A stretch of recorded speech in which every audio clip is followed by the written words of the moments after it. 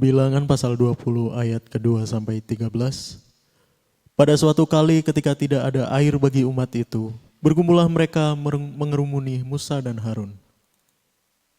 Dan bertengkarlah bangsa itu dengan Musa, katanya, sekiranya kami mati binasa pada waktu saudara-saudara kami mati binasa di hadapan Tuhan. Mengapa kamu membawa jemaat Tuhan ke padang gurun ini supaya kami dan ternak kami mati di situ? Mengapa kamu memimpin kami keluar dari Mesir untuk membawa kami ke tempat celaka ini, yang bukan tempat menabur tanpa pohon ara, anggur dan delima, bahkan air minum pun tidak ada? Maka pergilah Musa dan Harun dari umat itu ke pintu kemah pertemuan lalu sujud. Kemudian tampaklah kemuliaan Tuhan kepada mereka. Tuhan berfirman kepada Musa, ambillah tongkatmu itu dan engkau dan Harun, kakakmu, harus menyuruh umat itu berkumpul. Katakanlah depan mata mereka kepada bukit batu itu supaya diberi airnya. Demikianlah engkau mengeluarkan air dari bukit batu itu bagi mereka dan memberi minum umat itu serta ternaknya. Lalu Musa mengambil tongkat itu dari hadapan Tuhan seperti yang diperintahkannya kepadanya. Ketika Musa dan Harun telah mengumpulkan jemaah itu di depan bukit batu itu, berkatalah ia kepada mereka, dengarlah kepadaku, hai orang-orang durhaka, apakah kami harus mengeluarkan air bagimu dari bukit batu ini? Sesudah itu Musa mengangkat tangannya, lalu memukul bukit batu itu dengan tongkatnya 2 kali. Maka keluarlah banyak air sehingga umat itu dan ternak mereka dapat minum. Tetapi Tuhan berfirman kepada Musa dan Harun, karena kamu tidak percaya kepadaku dan tidak menghormati kekudusanku di depan mata orang Israel, itulah sebabnya kamu tidak akan membawa jemaah ini masuk ke negeri yang akan kuberikan kepada mereka. Itulah mata air Meriba, tempat orang Israel bertengkar dengan Tuhan, dan ia menunjukkan kekudusannya di antara mereka. Oke, shalom semuanya. Tuhan Yesus berkati. Baik, hari ini kita belajar bagaimana bangsa Israel atau kita bertengkar dengan Tuhan. Bagaimana Musa bertengkar dengan Tuhan. Musa ditegur Tuhan. Musa enggak nyangka 40 tahun melayani Tuhan. Tuhan tidak pernah sekalipun menyalahkan Musa. Quote and quote dimanja sama Tuhan. Adakah di antara kita yang hidup kayaknya enak dimanja sama Tuhan? Hati-hati, ingat Tuhan menunggu waktu untuk mengoreksi kita. Tuhan menetapkan kapan kita akan dikoreksi. Dan ingat, ini cuma bahasa saudaraku. Kalau koreksi itu dikumpulkan, kesalahan itu semakin lama baru ditegur, semakin lama hukumannya atau penalti atau teguran Tuhan atau penghakiman Tuhan itu agak berat dan semakin berat. Musa 40 tahun mengabdi setia kepada Tuhan. Tidak pernah Musa menyangka, termasuk kita, kalau kita belum pernah membaca kitab dalam perikop ini. Bagaimana Musa dihukum demikian hebatnya oleh Tuhan. Enggak boleh masuk tanah perjanjian. Karena dianggap tidak percaya dan tidak menghormati Tuhan. Garis bawahi, Musa yang setia 40 tahun mengiring bangsa Israel oleh karena panggilan Tuhan. Kita yang mengiring pelayanan oleh karena panggilan Tuhan sekian puluh tahun. Di akhir kehidupan kita, kita dianggap gagal sama Tuhan. Bukan gagal pelayanannya, tapi gagal menerima janji Tuhan seperti orang lain. Musa dianggap tidak percaya, tidak menghormati Tuhan. Ketika kita membaca kisah Musa dalam 5 kitab, Musa orang yang sangat paham Tuhan. Sehingga saudara hari ini, saudara yang merasa mengerti, merasa paham dengan apapun tentang Tuhan termasuk iman, dan saudara unggulkan itu, hati-hati jangan seperti Musa. Musa dari awal hingga akhir perjalanan pelayanan dia selalu dan seringkali berbantah dengan Tuhan. Yang pertama, aku petah lidah. Enggak, aku udah siapin Harun buat kamu. Dalam segala hal Musa selalu berbantah sama Tuhan. Terlihat baik, Tuhan responi dengan baik. Tetapi ada satu karakter di dalam Musa yang Musa tidak lihat. Ada satu karakter di dalam kita yang kita belum bisa lihat. Tapi ada peristiwa Musa ditolak di akhir karena karakter yang tidak kita lihat ini. Hati-hati saudaraku, ada seseorang yang melayani Tuhan yang berangkat dari 7 orang di garasi sampai menjadi jutaan umat Tuhan. Membangun gereja di seluruh Nusantara, bahkan sampai ke luar negeri. Harta tidak terhitung. Pada akhir hidupnya dia tidak ada di gereja yang dia bangun.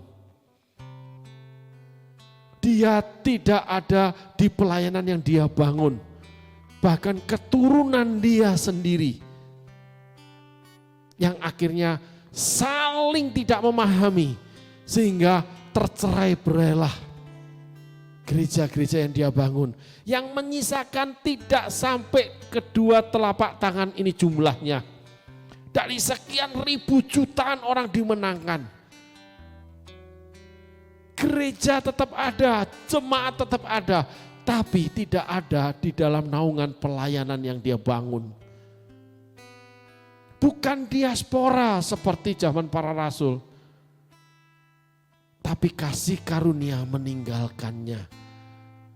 Sehingga dalam usia yang sudah lanjut mulai membangun pelayanan, diundang khotbah termasuk di tempat-tempat kecil. Bukan mengecilkan artinya, tetapi ada penurunan dalam kepemimpinan gereja, bahkan hilang sama sekali. Apakah Tuhan adalah pribadi yang tidak menghargai jeripaya seseorang? Tidak. Kalau boleh kita belajar kisah Musa. Musa 40 tahun setia melayani Tuhan. Musa 40 tahun melayani Tuhan dengan sungguh-sungguh, meninggalkan keluarga. Ingat, pengorbananmu tidak bisa menggantikan keharusan, kewajiban, ketaatanmu kepada Tuhan. Penting ini. Pengorbanan Musa tidak bisa membayarkan ketaatan Musa kepada Tuhan. Karena Tuhan bicara, Tuhan berkata, Tuhan mengambil kesimpulan, Tuhan memberitahu curhat isi hatinya. Kamu tidak percaya dan tidak menghormati aku di depan umatku. Gubrak saudaraku. Hopeless kalau saya. Tuhan 40 tahun mengikut Tuhan, dianggap tidak percaya, dianggap tidak menghormati. Coba saudaraku bayangkan, hari ini kita belajar kisah Musa yang akhirnya Tuhan tidak memberikan janjinya kepada seluruh bangsa Israel termasuk Musa yang keluar dari Mesir untuk memiliki tanah perjanjian, dan Musa tidak memasukinya, dan Musa tidak boleh lagi memimpin bangsa Israel. Semua yang Tuhan berikan dicopot dan Tuhan memanggil Musa, pulang. Tugasmu sudah aku anggap selesai. Haleluya. Itulah karakter Tuhan yang kita temui di Musa hari ini. Dan kita akan belajar peristiwanya. Bagaimana Tuhan menyatakan setelah 40 tahun karakter Musa yang tersembunyi. Amin saudaraku. Baik, mari kita mulai membaca kisah ini di Alkitab kita. Ayat 2. Pada suatu kali ketika tidak ada air bagi umat itu, berkumpullah mereka mengerumuni Musa dan Harun. Ketika terjadi masalah, berkumpullah orang-orang untuk menguji kesabaran Musa. Semestinya Musa tidak salah. Tetapi dari sanalah Allah melihat respon Musa, di mana itu pemicu daripada bara api yang sudah ada selama ini di hati Allah. Bagaimana Allah memandang Musa tidak percaya dan tidak menghormati. di titik-titik akhir kehidupan Musa. Di titik-titik akhir penetapan pelayanan Musa bahwa stop sampai di sini. Karena kamu tidak percaya dan tidak menghormati aku. Tapi sudah berjalan 40 tahun. Kenali karakter kepemimpinan Tuhan Yesus. Alkitab mencatat bangsa ini binasa karena tidak mengenal aku. Pengenalan akan Tuhan lebih daripada hidup. Permulaan daripada hidup adalah takut akan Tuhan. Karena Tuhan punya pribadi yang luar biasa. Bukan hanya berkatnya, tetapi pandangan-pandangan Dia. Salah satunya karaktermu yang tersembunyi. Yang Dia ingin eksekusi. Paulus tulis, ngeri jatuh dalam tangan Allah yang hidup. Luar biasa. Kisah ini tidak menggembirakan kita. Sehingga kita memang tidak baik-baik saja.